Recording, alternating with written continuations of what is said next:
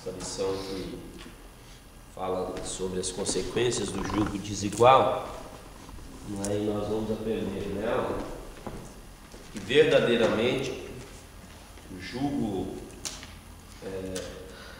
desigual traz consequências para nossas vidas, né? E nós vimos ali na leitura bíblica em classe o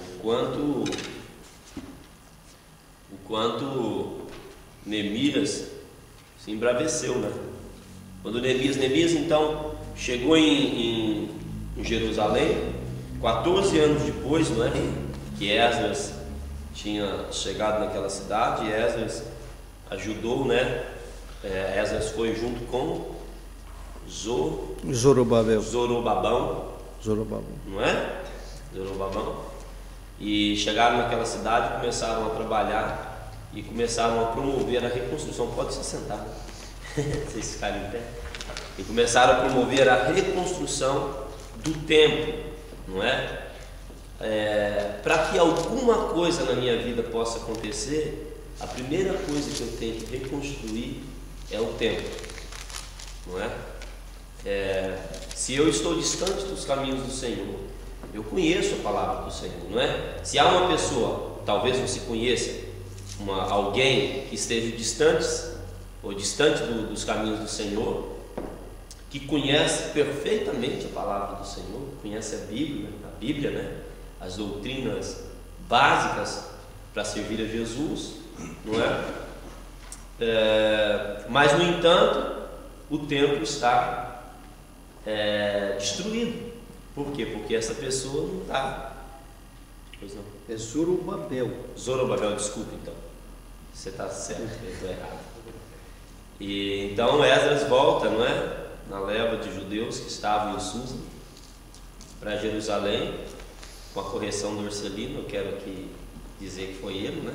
Que está certo, estou errado. Volta com Zorobabel. 14 anos depois chega Neemias lá, os irmãos já sabem a história, enfim. E eles reconstroem o templo, não é? O centro de adoração ao Senhor. Então eu estava falando que talvez você venha conhecer alguém que conhece a Bíblia, até pastores. Há muitos pastores desviados, vocês sabem disso?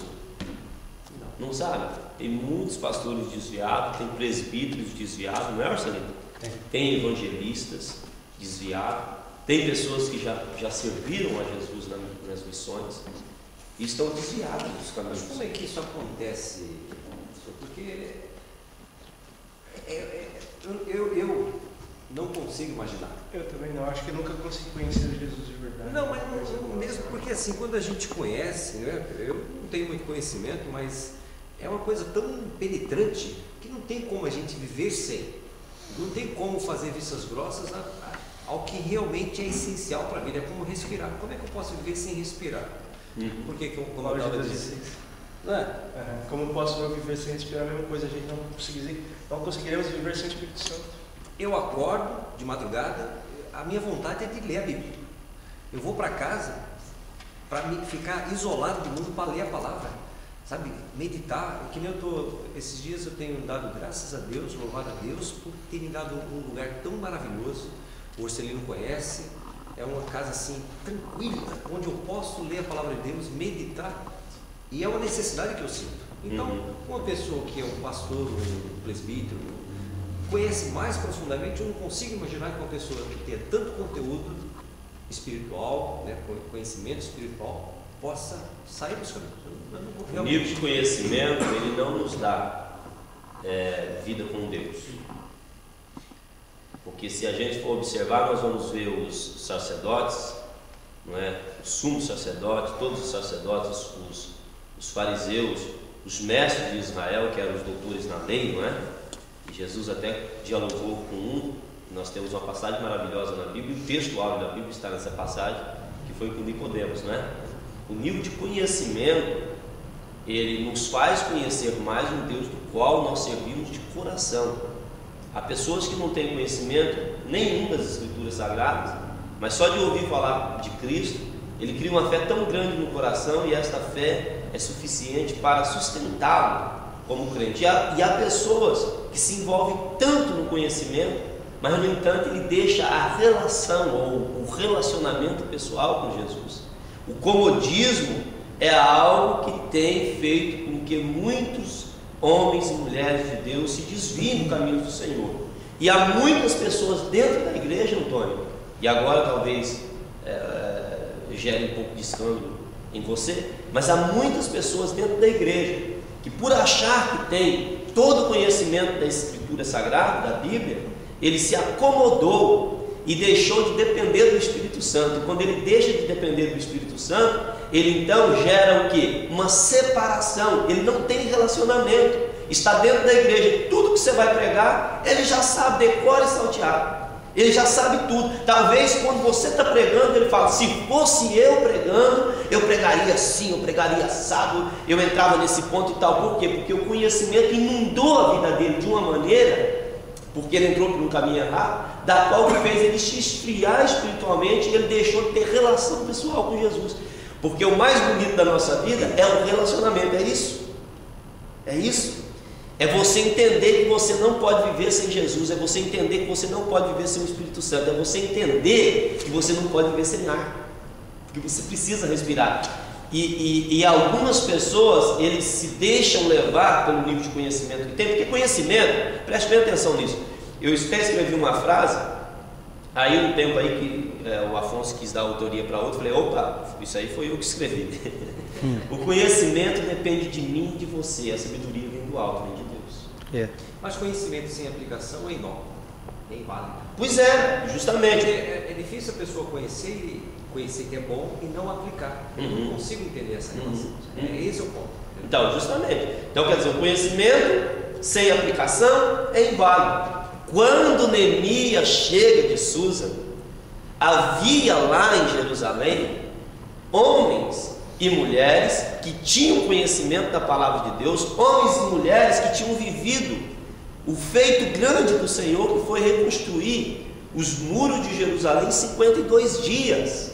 A irmã Branca falou aqui, eu acho que no culto da semana passada, a extensão deste muro, não é? A largura deste muro, em 52 dias foi reconstruído os muros de Jerusalém.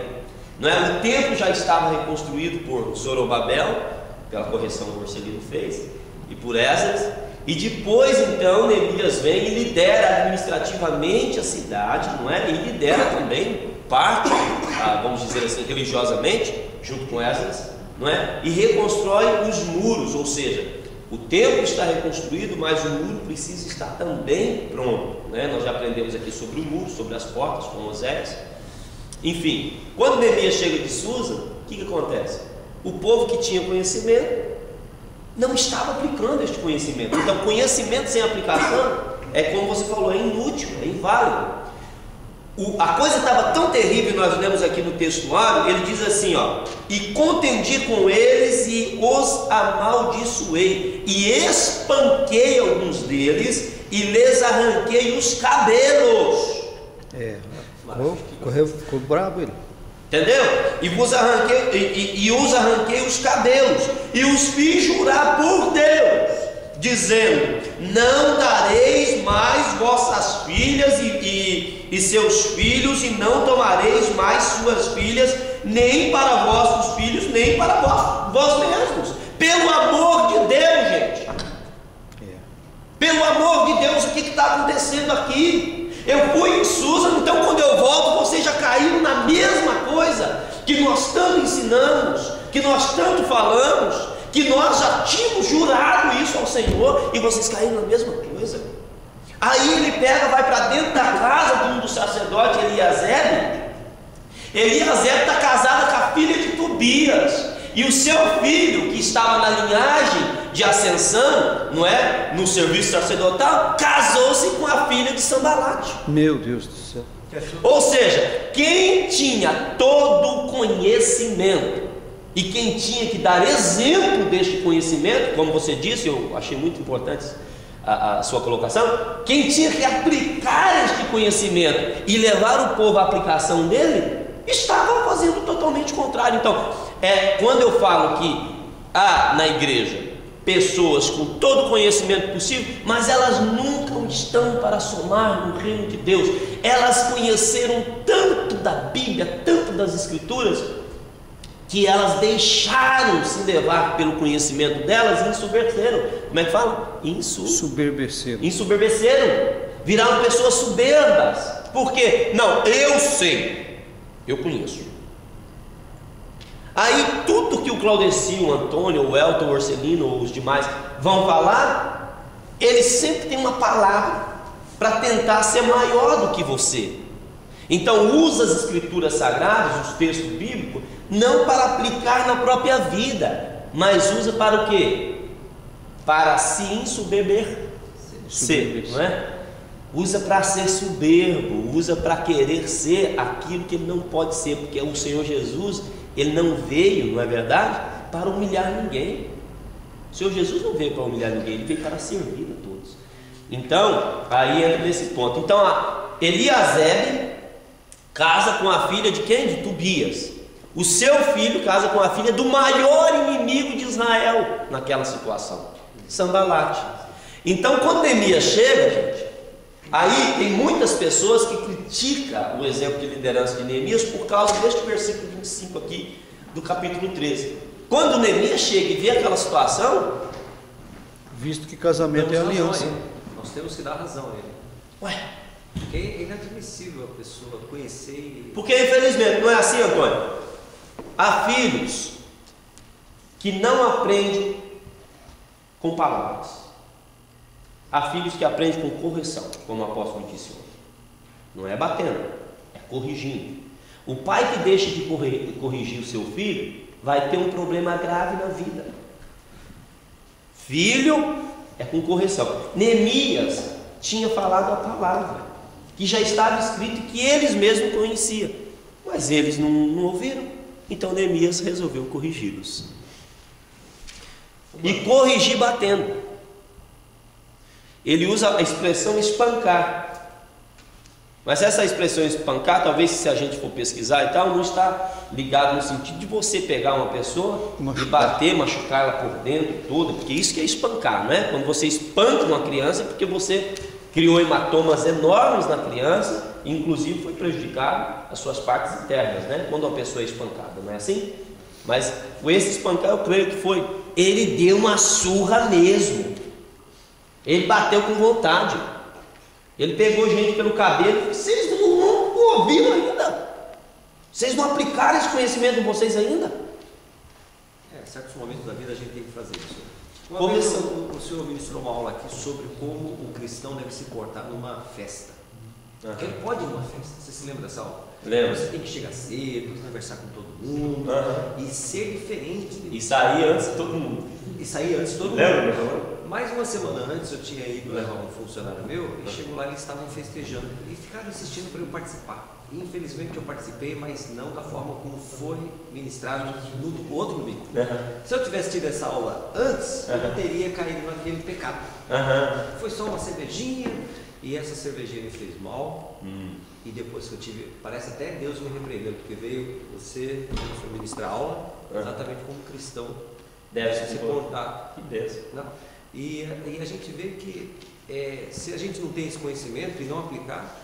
Interessante, né? Daí você pega esse conhecimento que estava na revista, nós só ministramos que estava na revista, né? Você pega esse conhecimento e aplica na sua vida. Então quer dizer, hoje você já vive de uma maneira diferente. Agora, você já imaginou, Antônio, você ter esse conhecimento e não aplicar ele? Do que adianta?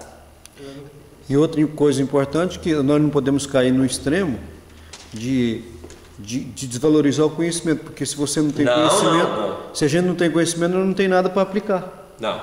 Exatamente. Justamente, nós estamos aqui, o Orcelino fez certo, porque está gravando a aula, né?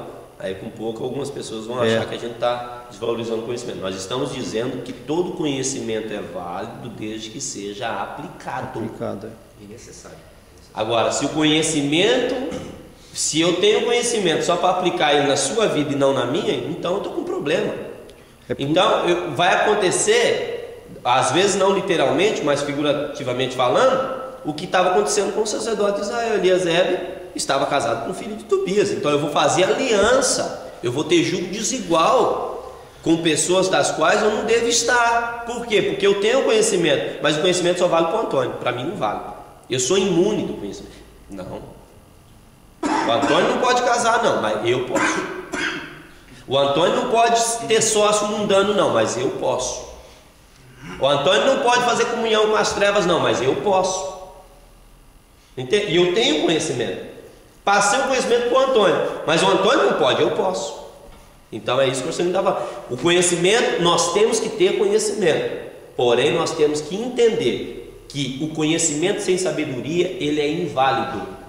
Nós temos que ter conhecimento, e a partir do conhecimento nós temos que ter relação pessoal com Cristo. Quando nós temos relação pessoal com Cristo, quando nós nos relacionamos com o Senhor, e de que maneira nós nos relacionamos com o Senhor? Adorando Ele, obedecendo, cultuando Ele, obedecendo a palavra que nós temos já o conhecimento dela, não é? Orando ao Senhor, buscando a presença do Senhor e pedindo do Senhor sabedoria. Porque se você, não sei se o senhor vai concordar comigo, se você tem conhecimento e não tem sabedoria de Deus, você não aplica o conhecimento na sua vida. Não aplica. Não aplica. Não adianta. Não é? Quantos de nós aqui nunca lemos talvez a Bíblia toda? Não é? E a gente vê uma figura como o Jô Soares, que já leu a Bíblia toda, acho que mais de 5 vezes. Eu já ouvi falar de 2 vezes. 2 vezes. Não é? 2 vezes já leu a Bíblia toda. Do que adianta? Ele leu a Bíblia, tem conhecimento dos textos bíblicos, mas nada daquilo é espiritualizado por ele. Por quê? Porque ele não tem a sabedoria do alto. E a sabedoria é gerada através do relacionamento. Não é verdade?